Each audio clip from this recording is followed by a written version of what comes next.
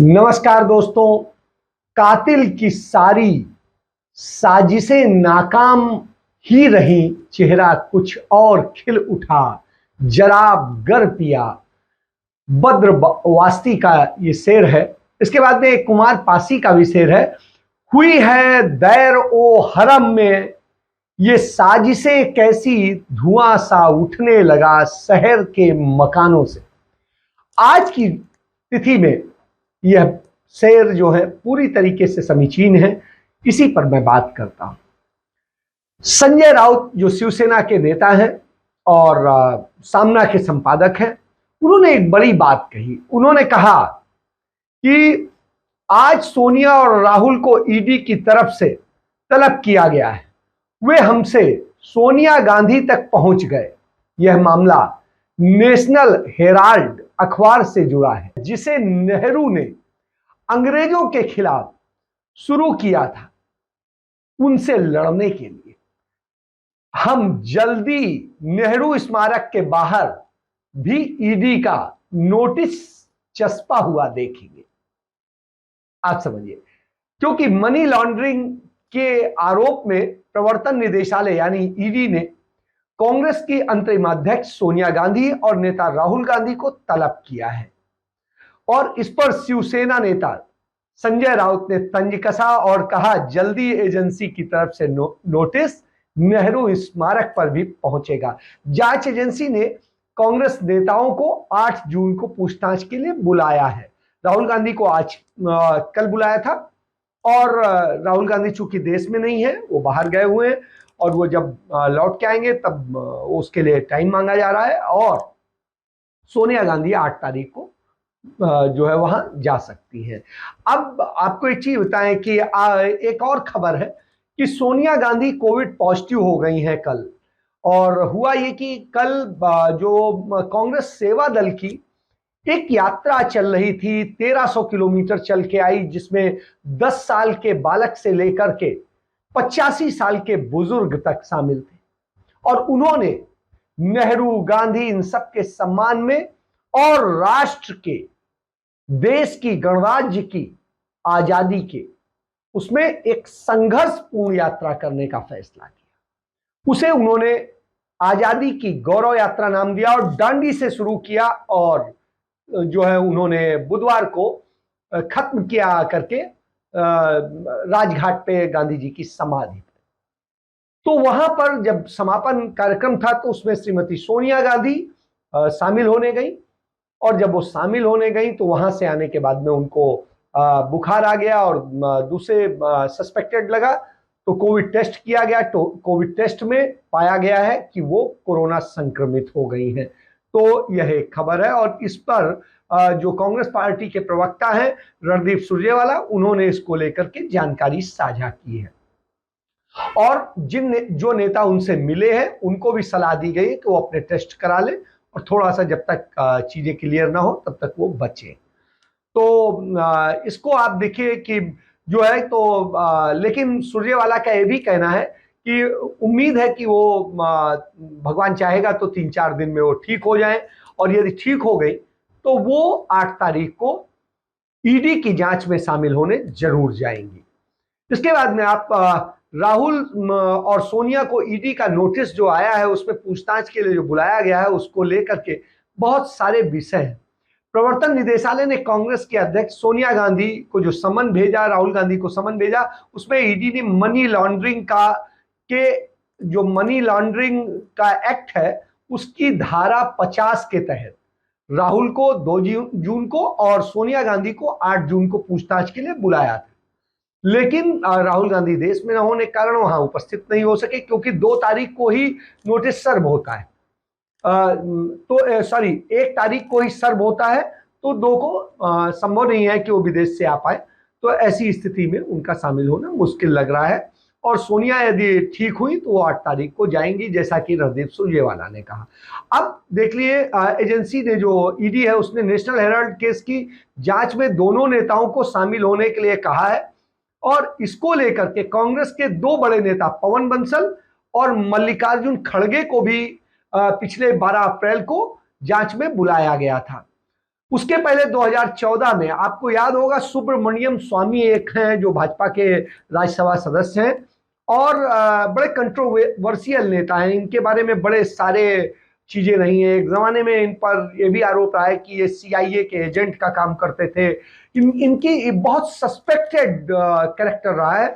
इन्होंने ही इनके खिलाफ जो है ये मामला दर्ज कराया था 2014 में, और इसमें स्वामी ने गांधी परिवार पर 55 करोड़ रुपए की गड़बड़ी का आरोप लगाया था। अब आप समझ लीजिए कि सोनिया गांधी और राहुल गांधी पर 55 करोड़ की जो है गड़बड़ी का आरोप लगाया गया था। कब लगाया गया था? जब कांग्रेस पार्टी सत्ता में होती थी। अब आप समझिए कि जब वो पार्टी सत्ता में थी, सब कुछ उसके हाथ में था, और उस दौर में 55 करोड़ कितनी बड़ी रकम होती है।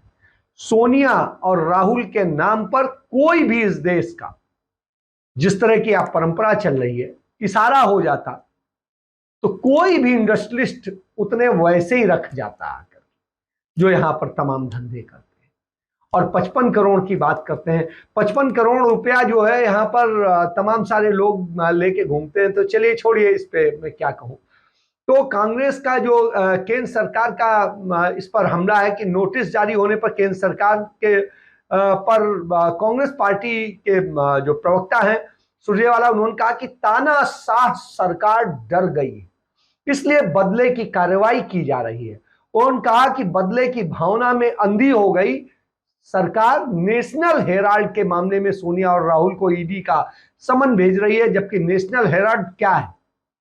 पंडित जवाहरलाल नेहरू का खुद का शुरू किया हुआ अखबार है, था किसी और का नहीं। तो उसी परिवार के ये लोग हैं जो खुद सबसे बड़े इसके स्टेक होल्डर थे, इसके संस्थापक थे।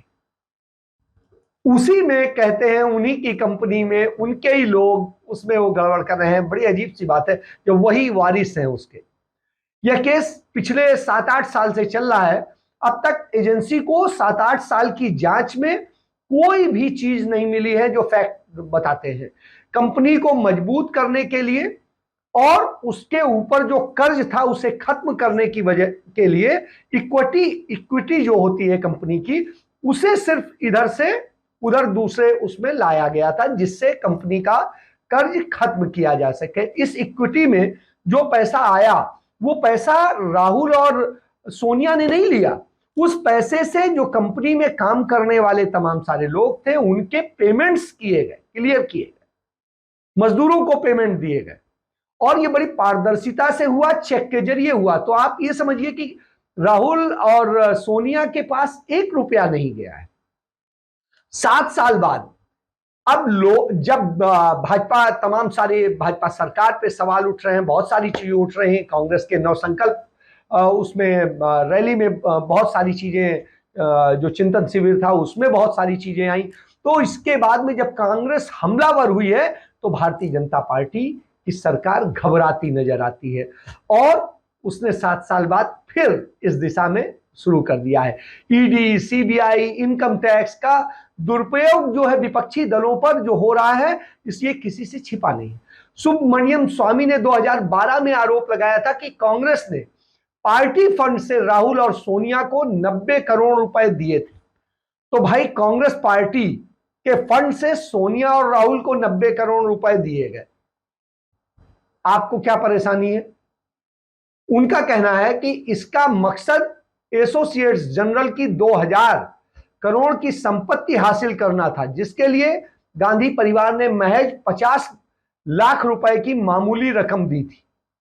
अब पूरे केस को आप समझ लीजिए। 1938 में कांग्रेस पार्टी ने एसोसिएट जनरल लिमिटेड AJL बनाई थी, और इसे जो है पंडित जवाहरलाल नेहरू ने बनाया था।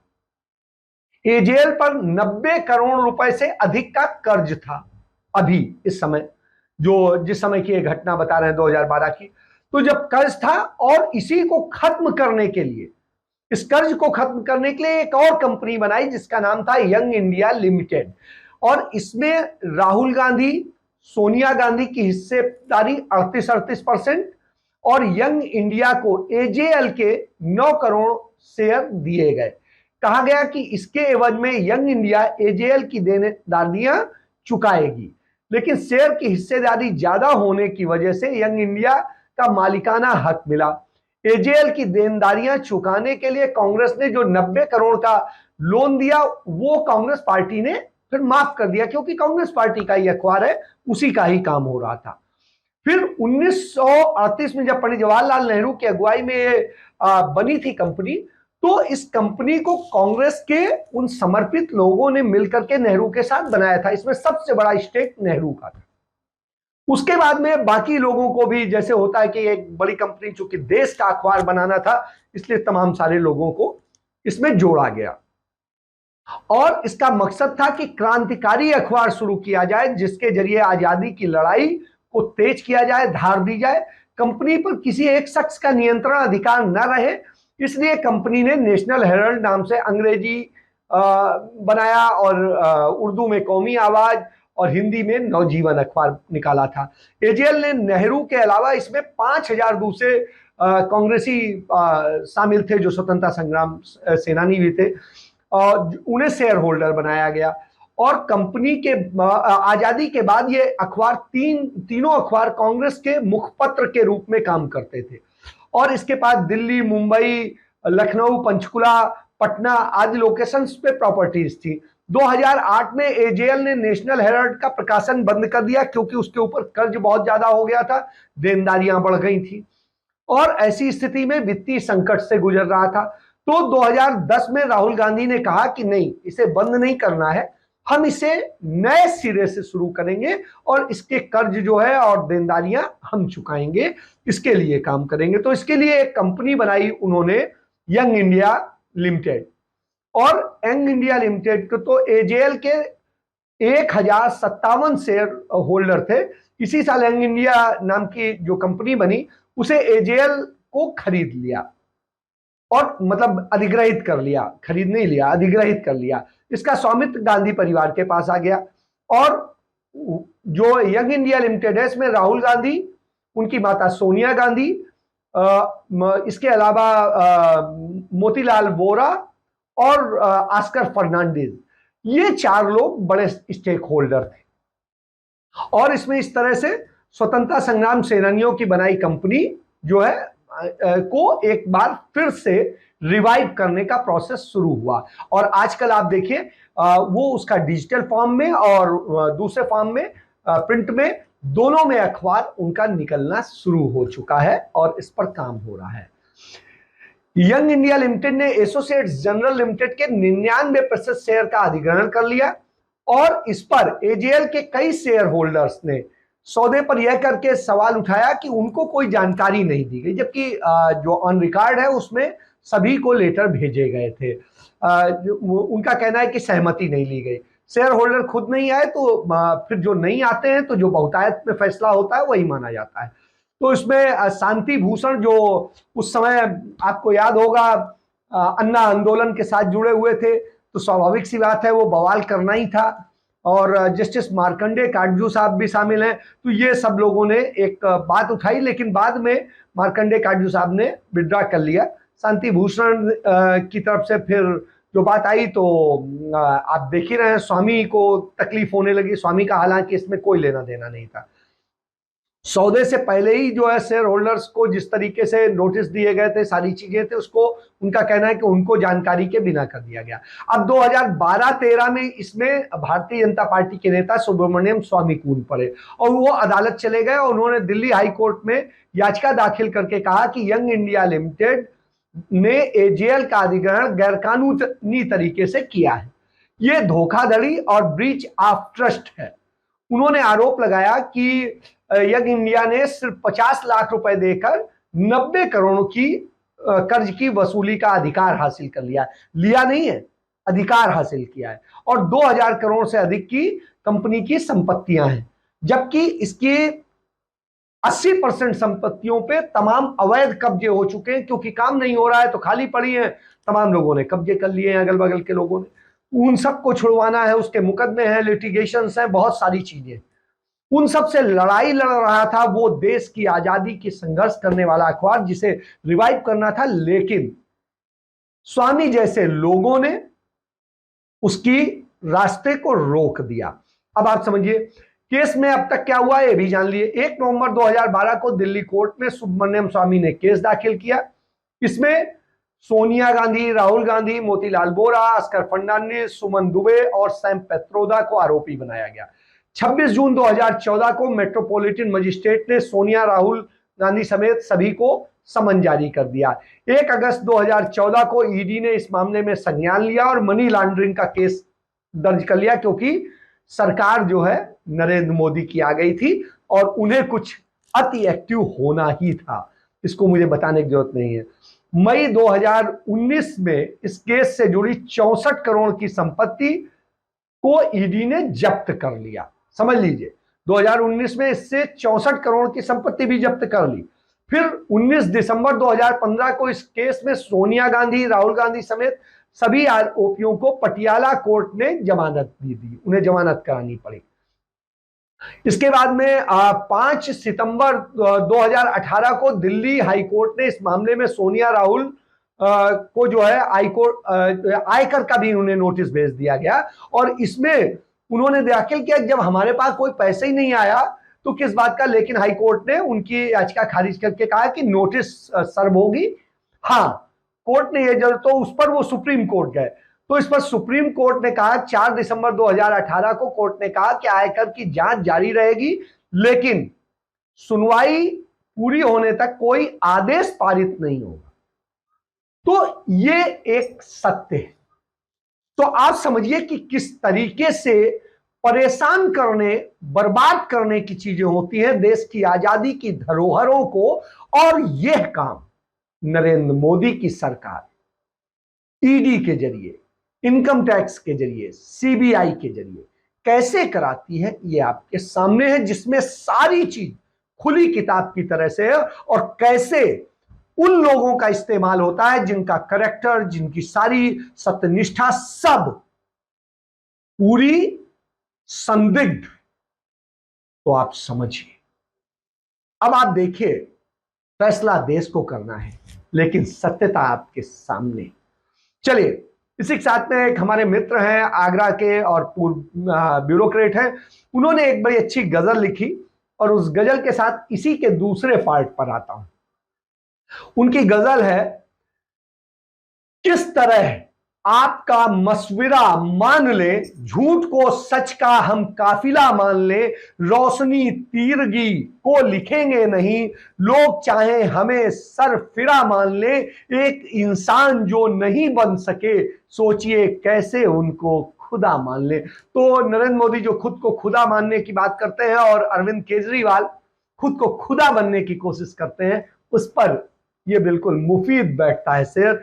तो अब इसी पे बात कर लेता हूं कि दिल्ली के मुख्यमंत्री और आम आदमी पार्टी के संयोजक अरविंद केजरीवाल ने मंगलवार को एक प्रेस कॉन्फ्रेंस करके एकदम से वो जज बन गए और जज बन के उन्होंने फैसला सुना दिया बगैर किसी जांच के, बगैर किसी उसके।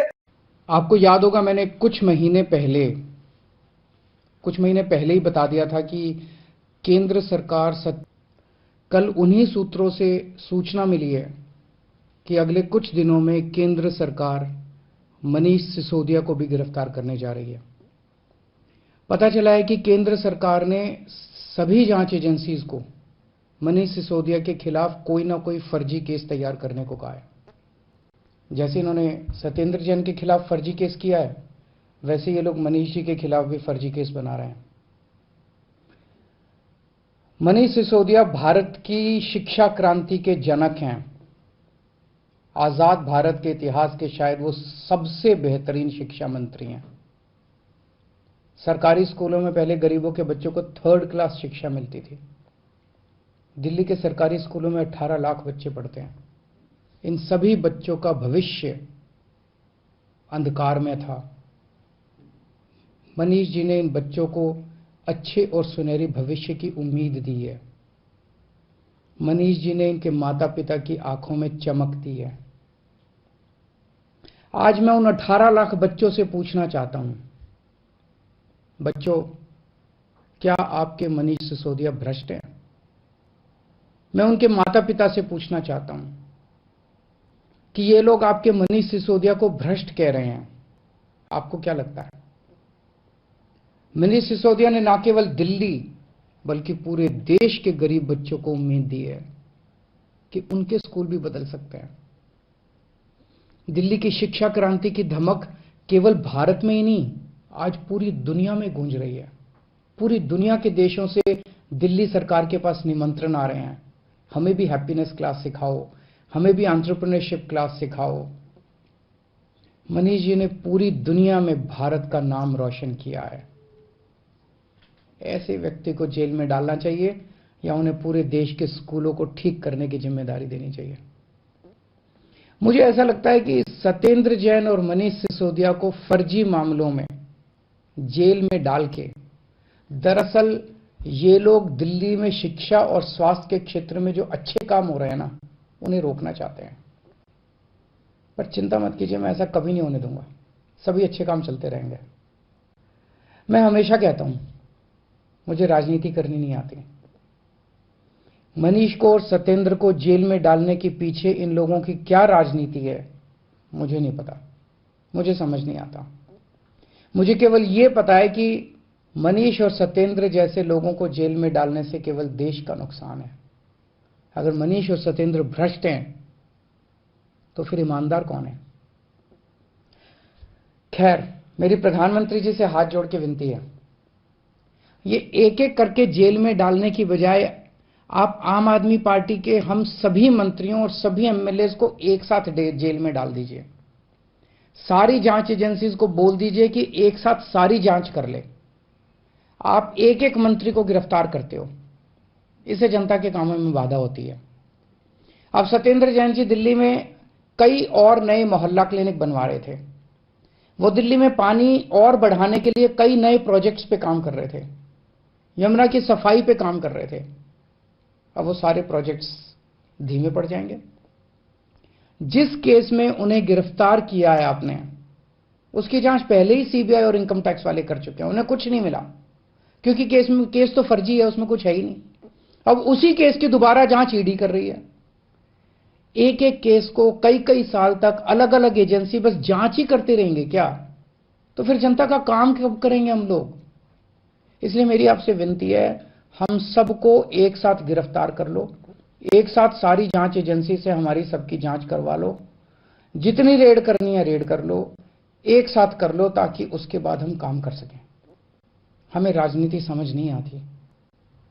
कुछ लोग कहते हैं ये हिमाचल के चुनाव की वजह से किया जा रहा है, कुछ लोग कहते हैं ये पंजाब चुनाव के नतीजों का बदला लिया जा रहा है। हमें नहीं पता क्या कारण है।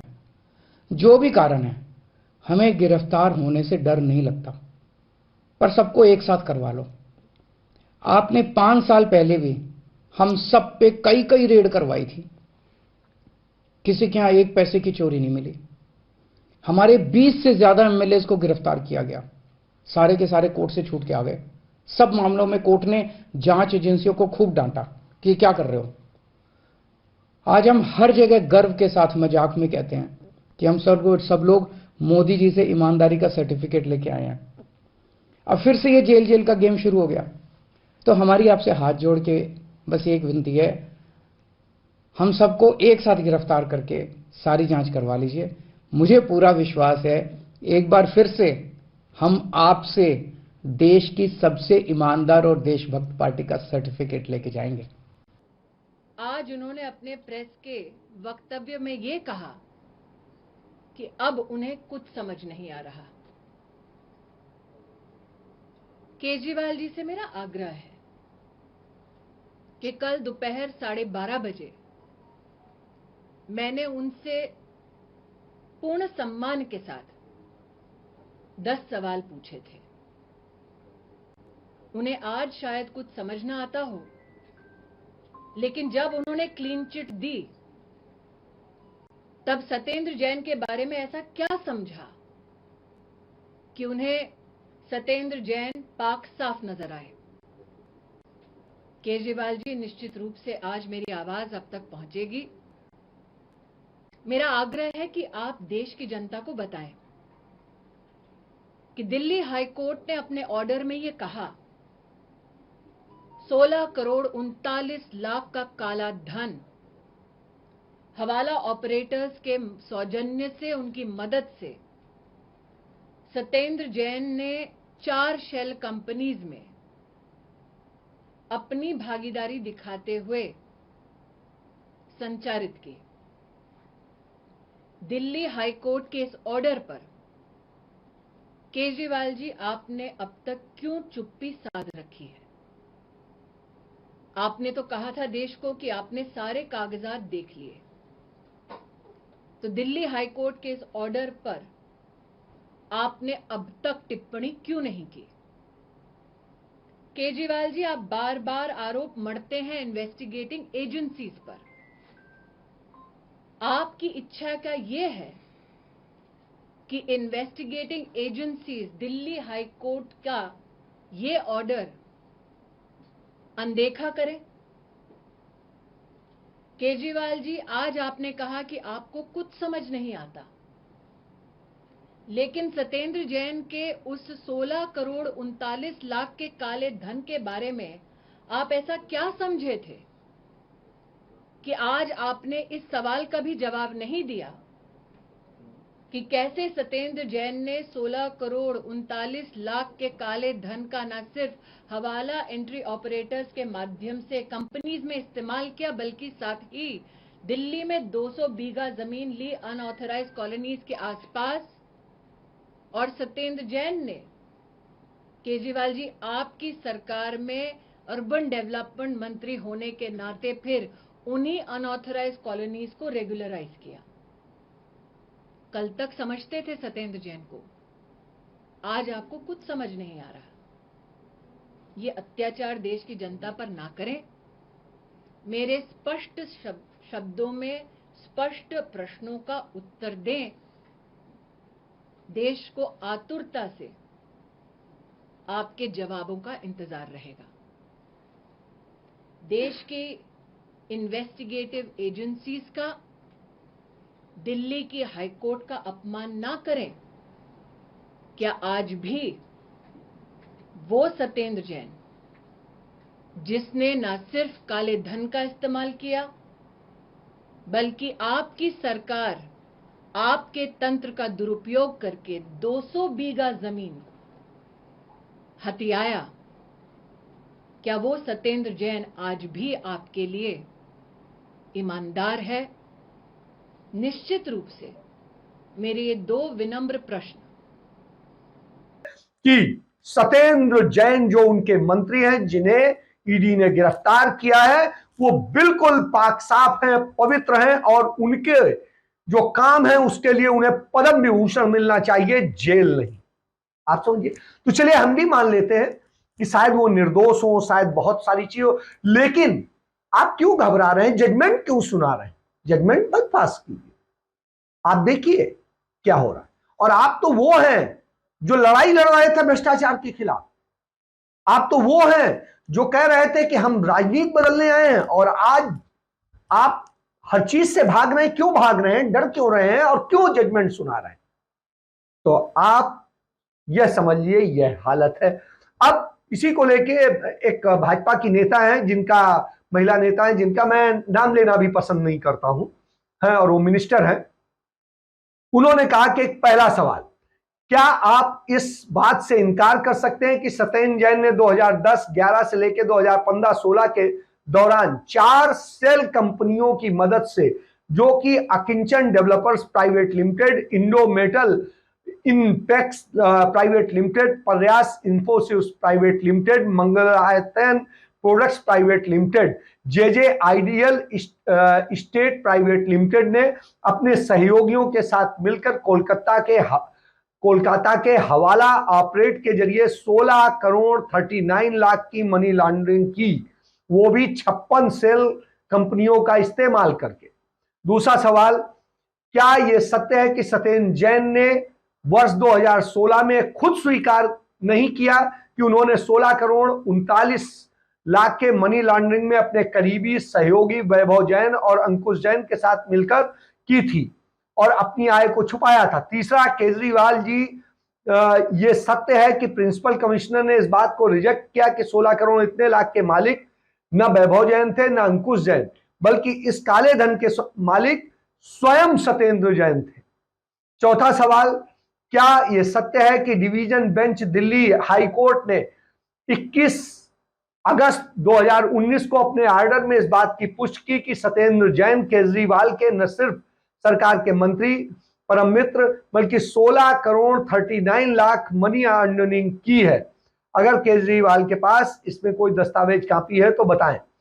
इसके बाद पांचवा सवाल, क्या यह सत्य है कि केजरीवाल की सत्येंद्र जैन सेल कंपनी के मालिक हैं और उन सेल कंपनियों का नाम जो मैंने पहले बताया आपको यह है, और इसमें उनकी पत्नी और जो शेयर होल्डर्स हैं और सारी चीजें, तो उसको लेके कि भाभी जी डरने की जरूरत नहीं है, ये केजरीवाल ने कहा था प्रेस कॉन्फ्रेंस में जहां बना रहे थे, तो आप समझिए।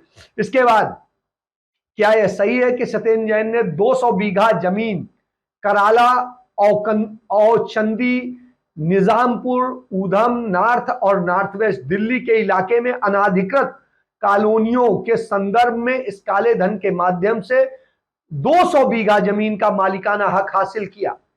तो आप समझिए 200 बीघा असल में इस जो ये कीमत बताई जा रही है इससे बहुत ज्यादा की, ये तो बहुत छोटी कीमत बताई जा रही है क्योंकि रिकॉर्ड में अभी यही है। क्या यह सत्य है कि 200 बीघा जमीन के वो अनाधिकृत कॉलोनियों के आसपास है जिनको लेकर के अधिकृत किया था, नियमित किया था? किसने किया था? आम आदमी पार्टी ने, और उस एवज में मिली है। इसके बाद में केजरीवाल क्या चार्जशीट में प्रिवेंशन ऑफ करप्शन एक्ट के तहत सत्येंद्र जैन मुख्य आरोपी नहीं है? नौवां सवाल, क्या 16 करोड़ 39 लाख मनी लॉन्ड्रिंग में सत्येंद्र जैन की आय है? उन पर इनकम टैक्स डिपार्टमेंट ने जो प्रस्ताव लगाए हैं वो है, ये उन्हीं के पास पैसा गया है, तो इसका बताएं। इसके बाद में सत्येंद्र जैन ने स्वयं स्वीकार किया जब ये सारी चीजें, तो उसके बाद में आप उन्हें मंत्री भी बनाए रखना चाहते हैं और कहते हैं कि भ्रष्टाचार करने वाला देश का गद्दार है। तो फिर क्या आप गद्दार हैं? गद्दार को पनाह देने वाले हैं? तो आप समझिए, आप जांच पेश कीजिए, आप उसमें जो भी रिजल्ट आएगा होगा। यदि आपके साथ भाजपा गलत कर रही है तो पूरी देश की जनता आपके साथ होगी, लेकिन आप तो बिल्कुल गंगा में धुले हुए बता रहे हैं, तो इससे ज्यादा और क्या? इसका मतलब है कहीं ना कहीं आपकी इन्वॉल्वमेंट है और आप भी गद्दार हैं, क्योंकि आप ही ने यह बात कही थी कि भ्रष्टाचार करने वाला देश का गद्दार। तो अब समझिए, सोचिए, जानिए कि राजनीति कहां जा रही। ईडी का दुरुपयोग होता है, सब कोई जानता है। सीबीआई का दुरुपयोग होता है, सब कोई जानता है।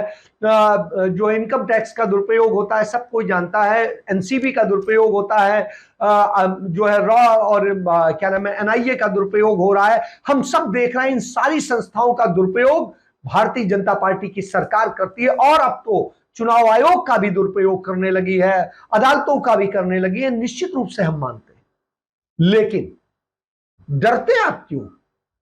यदि आप निर्दोष हैं तो लड़िए, देश आपके साथ खड़ा, लेकिन आप डर रहे हैं। सोनिया गांधी तो नहीं डर रही, राहुल गांधी तो नहीं डर रहे, वो तो सीधे नरेंद्र मोदी को बोलते हैं, सवाल करते हैं। आप डर के कुछ नहीं बोलते, ये सवाल। तो आप ये समझ लीजिए कि सच क्या है, झूठ क्या है। बहरहाल इसके साथ मैं अपनी चर्चा समाप्त करता हूं और आपसे आग्रह करता हूं कि यदि आपने चैनल हमारा सब्सक्राइब नहीं किया है तो उसे सब्सक्राइब करें, बेल आइकॉन बटन दबाएं और अधिक से अधिक शेयर करें। लोगों को बताएं कि सच जानना है तो द प्रिंसिपल पर आइए, और द प्रिंसिपल पर आपको सच मिलेगा, नहीं तो झूठ इस देश का मीडिया परोस ही रहा है। तो ऐसी स्थिति में अधिक से अधिक शेयर कीजिए, अधिक से अधिक लाइक कीजिए, अधिक से अधिक आगे बढ़ाइए, क्योंकि हम आपसे कुछ लेते नहीं, हम किसी से कुछ नहीं लेते। हम बिल्कुल ईमानदारी से चलाते हैं और आपके सामने। तो आप ईमानदारी और ईमानदार पत्रकारिता को साथ देना चाहते हैं तो हमारे साथ आइए, नहीं तो आपकी मर्जी। हम झूठ के आगे नहीं झुकेंगे, ये वायदा करते हैं। इसके साथ चर्चा समाप्त करते हैं। जय हिंद, जय भारत, वंदे मातरम।